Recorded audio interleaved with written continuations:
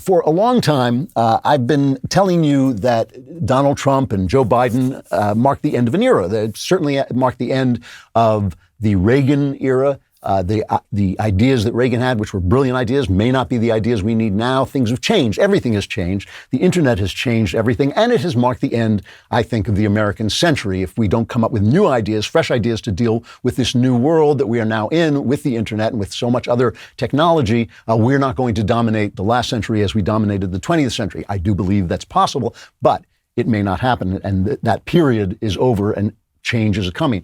Now, I have to admit to you, and I'm sure people who listen to the show have noticed this, that in this last couple of years, I have felt that we had entered a very dark time. And it wasn't just because of COVID.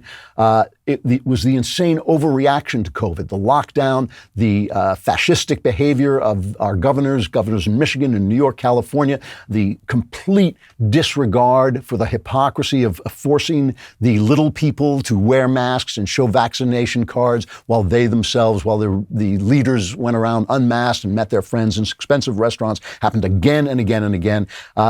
And not just that, the specter, the awful display of our elites, our newsmen, our politicians inciting race riots over a vanishingly rare event, the incompetent killing of George Floyd. I don't believe it was racist. I just believe the cop did not act well. And just inciting these race riots, which they've been trying to do and doing repeatedly for the last, since Obama was president, then lying about whether the race riots were happening, then using those race riots as a way of hobbling law enforcement so that crime flared, preaching the butchery of children to serve a sick and perverted transgender ideology, the teaching of racism to children and of sexual abuse among the elites and teaching sexual perversion to children, with a rising attempt that you can already see coming to legitimize pedophilia, the tearing down of great men's statues, like removing Thomas Jefferson's statue from the New York City Hall and replacing them with statues of criminals and malcontents and drug users like George Floyd. All of this was disgusting. I was talking last week about C.S. Lewis's book, That Hideous Strength, which is a novel about a satanic attack on England. And right now, I have felt that the shadow of a spiritual evil was passing over the country. I have no other way to say it. It was really as if this lull between two historical periods, a darkness had fallen and these kind of demons had skittled out of the woodwork to try and destroy our country. But enough about CNN. All that said, the end of something is also usually the beginning of something new. And there's no reason why it can't be something terrific. There's no reason why it can't be great, why America can't reinvent itself for this new age. And I know it's not popular for conservatives to be hopeful about things. I read your emails, but it's true all the same. There's simply no reason why America cannot reinvent itself for the new age as itself, as a new form of itself, and dominate. And I have to say that recently, my sense of things has begun to lighten. I have talked to a number of people about this, and I've brought it up. Like, it's not that they brought it up, but they all agreed with me that there's a sense very recently that something has shifted in the culture, and it's shifted for the good, possibly for the good. And I have a new hope. I see a new hope that this shadow that has fallen on the country is going to pass away. And there's been a lot of, if you think about it, there's been a lot of good news lately. This Jussie Smollett verdict, which I won't talk about right now. I will talk about it in a few minutes. I feel that if Jussie Smollett had actually wanted to be the victim of a hate crime, he should have declared himself a conservative. However, his conviction, I think, was the right thing. He was convicted of lying about this hate attack that he made up. There's also the election in Virginia, which I think was a good thing politically because it turned a blue state red, but it was also a good thing because it was the result of moms, mostly moms, but also dads rising up to defend their children from the hateful ideology of the left, and a politician, a Republican politician, having the common sense to get on that culture war and support the people who were fighting it. There was the Kyle Rittenhouse trial. You remember that avalanche of lies meant to cast Rittenhouse as a white supremacist. The jury deliberated. They came out, they looked at the facts. They came back with the right verdict. And you could almost see the demons retreating back into their smoking, fiery hell pit. But enough about the New York Times.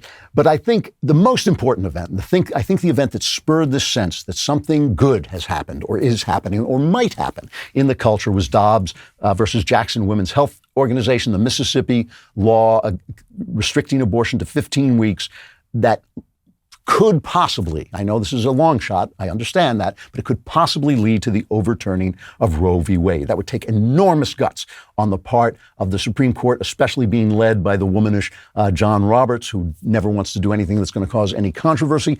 But even a semi-victory upholding the Mississippi law would move the ball in a serious way. All right, we'll get back to that in a moment. But first, look what I got. You're going to love these. These are Kamikoto knives and cutware. I really do like nice cutware, and this is beautiful. Kamikoto makes great Japanese steel kitchen knives using traditional techniques from Japan. It comes in this great ashwood box. They only use steel that comes from mills in Japan. Absolutely beautiful and not that expensive either. It really is, you can really get good deals in this. Kamikoto is currently having a massive sale. You can get an additional $50 off any purchase you make with discount code Klavan. Click the link below or go to kamikoto.com/Klavan and use promo code Klavan to save an extra $50 today. These are really nice. They're really beautiful, and you can get them on the cheap if you use that code Klavan. Bet you want to know, right? How do you spell Klavan? Ha! Ha! Would I tell you? Yeah, I'll tell you. It's Klavan. There are no E's in Klavan. I just make it look this easy. It was clear during the arguments for this case that the pro-abortion side has no arguments. Sonia Sotomayor was basically threatening John Roberts that the country wouldn't like it, just threatening him, trying to get at his cowardice, but had no arguments. When she talked about the life of a child, she made no sense, whereas the other people did. Hey, the YAF interviewed some of the protesters outside. It was a very telling interview. They have no arguments. Here's just a quick clip. When do you believe life begins? I am not going to comment on that. Can we stop this? Okay, so all the way 9 months up until birth. Yep. So up until birth, 9 months? I mean, it's like, I think that there are circumstances that, like, such as women's health that warrant certain situations. But for any reason, like elective? I feel like I don't want to get into that. Okay, but do you think that there should be elective abortion up until 9 months? I don't know. Honestly, I can't envision any situation where God is not with people who are accessing abortion. Yeah, that's a lack of imagination there for you. Just try to imagine for a moment what would happen if Roe were reversed or even damaged, even suffered a strong setback that might lead to reversal immediately. Roe v. Wade, I truly believe, is the source of the anger and the divisions in our country. It stripped us of our right to make laws in our states. It settled a deep moral question by fiat, and it settled it wrongly and in a way that has been undermined by all the science since, and in a way that did not reflect any widespread feeling in the country. Roe has caused so much trouble and so much evil in this country. Look, I would never say that God is punishing us for slaughtering children in the womb, but that's obviously what's happening. But the idea that this horrible law might pass away and the decision on abortion would be given back to the states, first of all, it would strengthen federalism, states' rights. Now, states' rights, the left hates states' rights because they hate the idea that some rube in Arkansas might make a law that some genius in Washington, D.C. doesn't agree with, and the genius in Washington, D.C. can't overrun that ordinary American in Arkansas. They hate that idea. Concentrated power and leftism are basically synonyms of the same thing. States' rights has been in bad odor since the Civil War when it was used to defend slavery. Now, you can sit around, know conservatives love to sit around in rooms and theorize, well, yes, but the South had a right to secede and state rights make sense. When you attach it to slavery, slavery is so evil that it overrides all the theories that you might have, even if the theories are in fact correct. And that is why the left is always saying racism, racism, racism when we want our freedoms. They're saying, yeah, well, that's what they said when the Civil War, they said state rights. State rights are right, but you can't defend them using slavery. However, Roe has reversed that moral equation. Now they are defending federal power. They're defending Washingtonian power for the killing of babies. That has reversed that, and that would mean that abortion law could go back to the states. And if that happened, it would create an atmosphere. That atmosphere is already being created, but would further create an atmosphere in which states might begin to define themselves, not just economically, but by their stances on abortion and other cultural issues. California has already said it's going to turn itself into an abortion sanctuary state. Let it. let it go to hell. Let other states can become sanctuaries for helpless infants who have no voice, no vote, and are being killed in the womb at a level of 3,000 in America a day. People that might then begin to move to states, not just because of their economy and not just because the jobs are there, but for their culture. And the country might actually divide culturally, and it would create the political version of Rod Dreher's Benedictine option, where you can go to a certain state and live out your values, which right now the left has used Washington power to make it difficult to do. And that would mean that you could start to reinvent old-fashioned values, because you can't go back to the past, but you could reinvent old-fashioned values for the new world, which is the Burkean idea that we go forward, but we go forward in keeping with our traditions. Moral federalism could be the key to the birth of a new American century, and it's not going to be easy or simple. You're going to write me your emails and tell me why it's not going to happen, but it could.